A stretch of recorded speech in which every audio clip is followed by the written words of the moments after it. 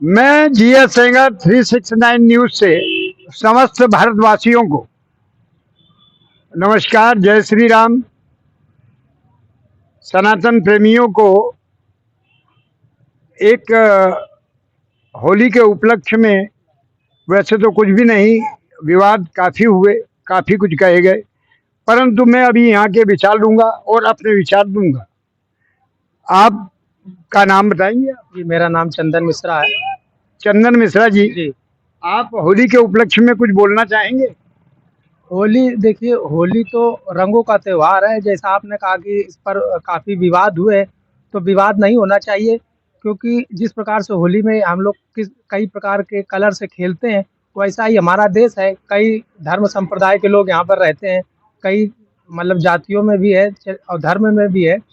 तो लेकिन सब लोग एक सूत्र में होकर काम करना चाहिए। जैसे होली में कई रंग होते हैं, अगर किसी देश में एक ही धर्म पंथ रहेंगे तो फिर उसमें विविधता नहीं रहेगी, और जब विविधता नहीं रहेगी तो मजा भी नहीं रहेगा। तो इसी प्रकार हमारा देश कलरफुल देश है। कई कलर है, कई वर्ग है, कई संप्रदाय है, कई धर्म है, कई पंथ है। तो इसी प्रकार हम लोग अनेक होते हुए भी एक हैं। तो इसमें कभी कुछ लोग अराजक तत्व ये सब किया करते हैं, लेकिन हम लोगों में, आम जनता में ऐसा कहीं कुछ नहीं है। अराजक तत्व ये किया करते हैं, बाद बाकी वैसे विचार आपने कहा है कि हम लोगों में नहीं है हाँ, और नहीं होना चाहिए। हाँ, यही है। क्योंकि मैंने बताया कि भाई, जब अगर एक ही चीज़ अगर डेली आप दाल-चावल खाओगे तो आपको अच्छा थोड़ी ना लगेगा। अब कई देश हैं जहाँ पे केवल एक ही धर्म को प्रमोट किया जाता है, लेकिन भारत में ऐसा नहीं है। भारत में हर धर्म को, हर पंथ को समान रूप से देखा जाता है। देखा जाता है। यही हमारे देश की विशेषता है, और ये भारत में ही संभव है, और किसी देश में संभव नहीं है, क्योंकि भारत एक उदार देश है। उदार होना भी चाहिए। जब तक उदारता नहीं होगी तब तक समावेश कोई भी नहीं बैठेगा। वैसे बताया गया है, रामायण भी ये प्रमाण दे रही है, जहाँ सुमति तहाँ संपत्ति नाना और जहाँ कुमति वहाँ विपद निधाना। जहाँ कुमति वास कर लेती है, वैसे तो सुमत कुमत सबके उड़ रही। नाथ निगम निगम पूर्वक हंस का ही। हाँ, पुराण अस कहे। तो ये तो वेद पुराण भी कह रहे हैं, और इसी आधार पर आपने बहुत बढ़िया बोला। और पूजा करके आ रहे थे शायद आप, तो सभी देशवासियों को हम ये चाह रहे हैं कि गंगा मेला आ रहा है। कानपुर का विशेष गंगा मेला ही होता है। गंगा मेला क्यों मनाया जाता है, शायद आपको जानकारी है या नहीं है, ये नहीं बता सकता हूँ। ये जानकारी है तो बताएं। गंगा मेला में मुझे जहाँ तक जानकारी है, तो बिठूर हमारा जो है कानपुर में बहुत पवित्र स्थल, जहाँ पे सीता माता का वास था उनके वनवास काल के दौरान। तो वहाँ पे ऐतिहासिक महत्व है बिठूर का, और आध्यात्मिक महत्व भी। तो वहाँ हमारे कोई ऐतिहासिक कोई वीर थे, तो ऐसा कुछ था वहाँ पे। गंगा मेला इसी वजह से मनाया जाता है, उनकी मतलब खुशी के लिए केवल कानपुर में मनाया जाता है, और कहीं नहीं मनाया जाता है। बिठूर में हमारे कोई वीर थे, ऐसा कुछ है, ऐतिहासिक महत्व है उसका, तभी गंगा मेला मनाया जाता है। वैसे हमने अपनी जानकारी में ये पाया है, कुछ लोगों से सुना है और बताया गया है कि अंग्रेजों ने जब जाना कि ये होली पे बड़ी भीड़ इकट्ठी करते हैं, और कोई अधिकारी आए, उन्होंने कहा कि ये भीड़ कैसे तितर बितर हो, कैसे ठीक हो, तो भीड़ नहीं लगेगी, ये संगठित होंगे, और संगठित होंगे तो ये हमारे लिए दुखदाई है।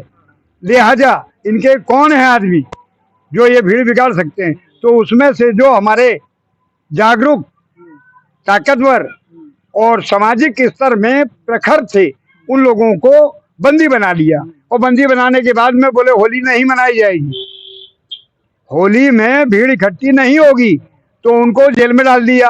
जेल में डाल दिया तो यहाँ पर भी ये कहा गया कि जब हमारे सीनियर बंद कर लिए गए तो हम भी होली नहीं मनाएंगे। और जब होली नहीं मनाई गई, होली कब मनाई गई? जब गंगा मेला का समय आया, तो उस समय वो छूट के आए, तो गंगा में ही उनका स्वागत हुआ। क्यों कि वो यहाँ कानपुर न रखते हुए कानपुर के अलावा दूसरी जेलों में रखे गए। जब उन्हें छोड़ दिया गया, तो छोड़ने के बाद में वो पुनः आए हैं, तो वहीं से सभी ने उनका स्वागत किया, और होली उत्सव उस दिन मनाया गया। ये आया है सुनने में। आइए, नमस्कार। आइए आइए, आप भी बोलिए दो शब्द। हाँ, आपका नाम? मेरा नाम मनीष त्रिवेदी जी। मनीष जी, आप कुछ होली के बारे में प्रकाश डालेंगे या गंगा मेला के बारे में या अपने विचार? सर्वप्रथम आपको और पूरे देशवासियों को होली की बहुत बहुत शुभकामनाएं। अब पावन पर्व गंगा मेला आने वाला है, उसकी सभी लोग तैयारी करें। जैसा आपको ज्ञात होगा कि कानपुर में इस समय पर सारी व्यवस्थाएं पूरी तरीके से बंद रहती हैं, जितने थोक की व्यापार की दुकानें हैं। और इससे अभी पूर्व में हमारा कुंभ हुआ, जिसका आयोजन सफल आयोजन योगी आदित्यनाथ जी द्वारा, जो एक मठ के मठाधीश भी हैं गोरखपुर के, बहुत अच्छा, लाखों करोड़ों श्रद्धालुओं ने गंगा में आस्था की डुबकी लगाई। और इसी हिसाब से देश चलना चाहिए। मैं तो ये कह रहा हूँ, मैं अपनी विचारधारा बता सकता हूँ कि मैं तो चाहता हूँ हिंदू राष्ट्र होना चाहिए, क्योंकि हिंदू कहाँ जाएगा, बहुत पिछड़ा हुआ है। इसके लिए कोई ठिकाना नहीं है। साम आपके बगल में बांग्लादेश है, म्यांमार है, कजाकिस्तान है, और भी अन्य यूरोपियन कंट्री है। वहाँ पर ईसाइयों का पूरा कब्जा है, मुसलमान कुछ क्षेत्र है वहाँ मुसलमानों का कब्जा है। हिंदुओं को लिए एक स्थान होना चाहिए भारत। पूर्णतः ये भारत हिंदू राष्ट्र होना चाहिए। मैं तो ये चाहता हूँ, आपसे और सभी लोगों से अनुरोध करता हूँ, इस तरफ अग्रसर हो और धर्म के लिए कार्य करते रहे, एक दूसरे के सुख दुख में काम बटाते रहें। यही देश में होना ही। बोलो। हाँ जी, क्या आप पूछ रहे थे, बताइए माननीय जी, मुझे से कुछ आप पूछना चाहते हैं? ये गंगा मेला के बारे में बताएं। गंगा मेला के बारे में मुझे इस विषय के बारे में बहुत अधिक नॉलेज जानकारी तो नहीं, मगर ये मालूम है, जब से मैंने अपने बचपन को देखा, कानपुर में गंगा महोत्सव मनाया जा रहा है, जाता है होली के पश्चात, और सभी जो थोक और की जो मेन दुकानें हैं कानपुर नगर में, वो बंद रहती हैं। और अभी वर्तमान में हमारे कुंभ का भी आयोजन हुआ, महाकुंभ का, जो आदित्यनाथ योगी द्वारा बहुत अच्छा निर्मल स्वच्छ कुंभ का आयोजन किया गया। प्रदेश में लगभग 80 करोड़ जनसंख्या ऑल ओवर विश्व की, जिसने गंगा में स्नान किया और बहुत अच्छी अनुभूति हुई मुझे। हिंदुत्व का भास करा दिया दुनिया को कि हिंदू भी इकट्ठा है, संगठित है। यहाँ फूट डालने वाले कुछ अराजक तत्वों ने तो फूट डालने में कोई कसर नहीं की, परंतु योगी आदित्यनाथ की मेहनत रंग लाई और करोड़ों की भीड़ वहाँ जमा हुई, गंगा स्नान हुआ और कहीं कोई भी शांतिपूर्ण ढंग से कोई विशेष विवाद भी नहीं खड़ा हुआ। हिंदुत्व तो ये हमारे सनातन अपनी पद्धति, उसके अनुसार उसी से सारे पंथ निकले हुए हैं। पहले यहाँ पर कहाँ मुसलमान रहते थे, ये सब अरब से आए हुए हैं। तो हिंदुत्व तो एक अपनी प्रखर, जिस आधार पर लोग जीना चाहते हैं, सनातन को एक आधार पर जीना चाहिए। और वैसे अभी धीरेन्द्र शास्त्री बागेश्वर धाम में अभी 251 कन्याओं का विवाह हुआ, बहुत अच्छा लगा। हमारी राज्यपाल आए, मुख्यमंत्री आए और प्रधानमंत्री आए, बहुत अच्छा दिव्य अनुभूति हुई। और गरीब कन्याओं का विवाह हुआ। ये हिंदुत्व में ही हो सकता है, मुसलमानों में ऐसा संभव ही नहीं, माननीय जी। मुझे तो उस दृश्य का, उस 251 विवाह के कार्यक्रम में शामिल होने का भी अवसर प्राप्त हुआ। और वहाँ पर बागेश्वर धाम जो महाराज जी हैं, धीरेन्द्र शास्त्री जी हैं, उन्होंने मुझे सम्मानित भी किया। यह भी अवसर आया और बड़ा अच्छा लगा। और वहाँ पर जो सनातन की परंपरा उन्होंने डाली है और जो एक हिंदू की आवाज़ उठाई है कि हिंदू राष्ट्र हो, तो निश्चित ही आज नहीं तो कल हिंदू राष्ट्र घोषित होगा। हिंदू राष्ट्र घोषित हो और उसके अलावा गौ माता को राष्ट्र माता का दर्जा हो, जो महाराष्ट्र में हो चुका है। राज्य सरकार ने, महाराष्ट्र के एकनाथ शिंदे ने गौ माता को राज्य माता का दर्जा दे दिया। ये राष्ट्र माता का दर्जा होना चाहिए। इस आधार पर हिंदुओं को चलना चाहिए। इसी से देश की प्रगति और अच्छे कार्य हो सकते हैं। ऐसे अपना देश गर्त में जाता जाएगा। कुल अपोजिट विचारधारा के व्यक्ति हैं जो चाहते हैं कि देश विकास ना हो। मुसलमानों से उनका बहुत प्रेम टूटता है, मुसलमानों के लिए बहुत सम्मान करते हैं। कुछ ऐसे लोग हैं जो समाज में इस तरीके से नहीं होना चाहिए। अपना जो सनातन धर्म है उसमें सबको एक लेने की संभावनाएं है। मगर आपने देखा संभल में भी रिसेंटली हुआ, जो सीओ अनुज चौधरी हैं, उन पर जानलेवा हमले की कोशिश की जा रही, प्लान बनाए जा रहे हैं। उन्होंने एक बयान दे दिया, तो उसके आधार पर, जबकि वो एक पहलवान है, उनको पहले वो कानून से बंधे हुए, उन्होंने यही तो कहा कि आप होली पहले खेलिए, 2:30 बजे के बाद आप ईद मनाइएगा या रमजान रोजा आप रखिएगा। तो उसमें बहुत तुष्टिकरण राजनीति करने वालों को बड़ा दिक्कत हुई, समस्याएं हुई कि ऐसा नहीं बोलना चाहिए पुलिस वाला किस भाषा का यूज करे। अगर वो सीधा तो उत्पात मचाए जाते हैं। तो इस तरीके से हमारा देश कभी प्रगति नहीं कर सकता है। जब तक आप हिंदुत्व की राह पे नहीं चलेंगे, देश का कभी विकास ही नहीं हो सकता हमारे लिए। बागेश्वर धाम में वो गौ माता की भी पहल कर रहे हैं और राष्ट्र माता का दर्जा देने के लिए उनके कार्य चल रहे हैं। और आगे उनकी एक पैदल यात्रा भी होना है। अब वो डेट फिक्स नहीं है, होगी तो प्रयास ये रहेगा कि उसमें भी हम शामिल हों। वो यात्रा अभी ब्रज में होने जा रही है। सूत्रों के हवाले से खबर आई कि ब्रज में पैदल यात्रा होगी महाराज जी की। उन्होंने अब ये समझिए 27 वर्ष की आयु में, मैं तो उनसे बहुत उम्र में बड़ा, मुझे तजुर्बे में उनके पैरों की धूल के बराबर नहीं हो। उन्होंने एक अलग पूरे विश्व में जगह दी है, जिसका परिचय के लिए अब दुनिया मोहताज है कि क्या चीज है, क्या होता है, कैसे हो सकता है। केवल हिंदुत्व में हो सकता है, बाकी ये संभव ही नहीं है। उन पर असीम कृपा है, उनके पिताजी की, उनके सन्यासी बाबा की, और राम भद्राचार्य उनके जो गुरुजी, उनके दो गुरुजी, एक सन्यासी बाबा, एक राम भद्राचार्य, उनकी उनके ऊपर कृपा दृष्टि और हनुमान के परम भक्त हैं। ऐसा तो फिर संभव ही कहाँ हो सकता है। इतना अच्छा कार्य कर रहे हैं देश और समाज के लिए।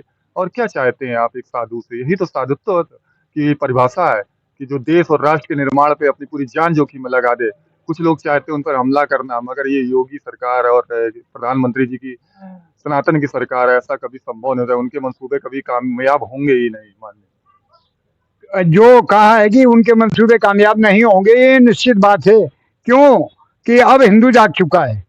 अभी तक सोया हुआ था, और सोया क्यों था? बरगलाए हुए जाति विवाद आदि के कारण गहरी निद्रा में, चीर निद्रा में सो रहा था।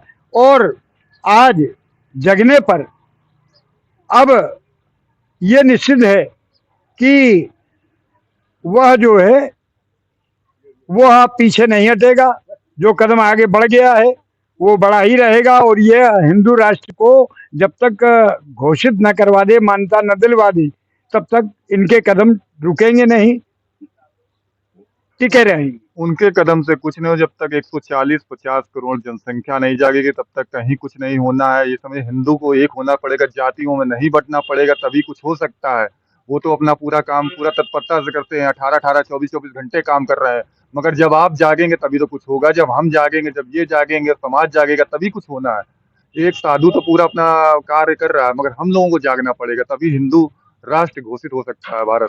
नहीं तो ऐसे संभव ही नहीं है।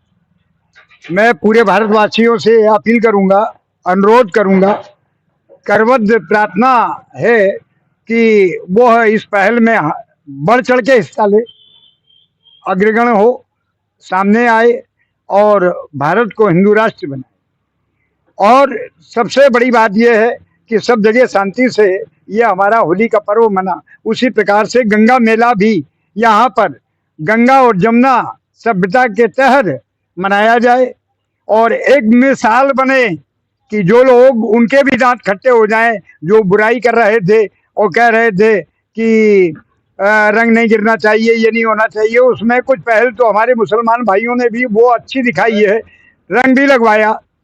मैं एक आपसे एक लाइन कहना चाहूंगा। कभी आपने देखा है कि हिंदू अपना किस राह पे चल रहा है? वो अरब की राह पे चल रहा है। वो ये कहता है सीधे सीधे, हिंदू होली मुबारक हो, जबकि होली मुबारक नहीं, होली की बहुत बहुत शुभकामनाएं होनी चाहिए। ये बहुत, आप समझिए कौन सी विचारधारा हम लोग के दिमाग में घुस चुकी है। हम लोग कहते हैं होली मुबारक हो, जबकि ये होना चाहिए होली की बहुत बहुत शुभकामनाएं हो, आप कामनाएं हो, बधाई हो। तो इस तरीके से आप समझिए कहाँ पे हम लोग दिमाग का ब्रेन वॉश कर दिया गया कि हम लोग उस कट्टर अरबी सोच को लेकर अभी भी जीवित हैं। तो ऐसे हिंदू राष्ट्र बनना संभव नहीं है जब तक आप छोड़ेंगे नहीं। सीधे सीधे बोलिए होली की बहुत बहुत शुभकामनाएं। तो होली की शुभकामनाएं। और होली के बाद का यह वर्ष, जो नया वर्ष आने वाला है हमारा, चैत से लगता है, नवरात्रि से, तो वह होली के बाद हिंदू वर्ष भी आपके लिए मंगलमय हो। सभी भारतवासियों को जय हिंद, जय भारत, जय श्री राम।